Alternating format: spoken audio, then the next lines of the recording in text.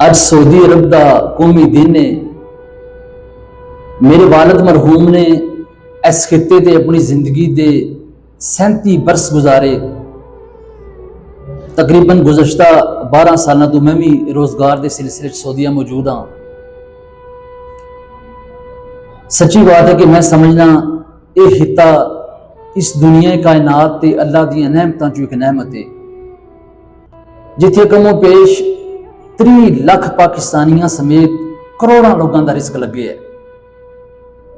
System च इसलाह की गुंजाइश तो हर जगह मौजूद रहती है, लेकिन सिक्योरिटी, अमन, रोजगार, तालीम, हर शोबे का ऐसा बेहतरीन सिस्टम मौजूद है कि गोरे भी अंगश्त बेदंदा ते मजबूर हो जाते। इत्थे जंगल च मंगल है। हर शहरी नूं सेहत, तालीम ते रोजगार मुहैया करना रियासत की जिम्मेदारी है।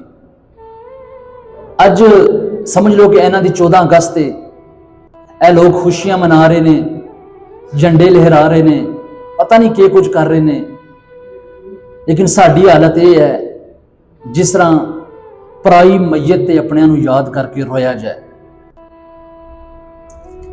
इत्थे लोग जिंदगी कटदे नहीं बल्कि जिंदगी जींदे ने। कतल, अगवा, रेप के वाकयात ना होने के बराबर ने, बल्कि अगर सालों बाद कोई इक्का दुक्का वाकया हो भी जाए तो पूरी रियासत के दरो दीवार हिल जाते हैं।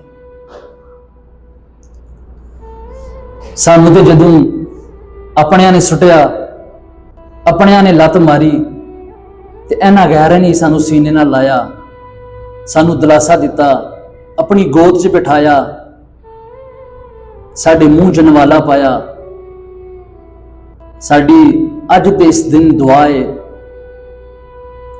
कि ऐ मौला करीम इस धरती नूं क़यामत की सहर तक तू आबाद रख।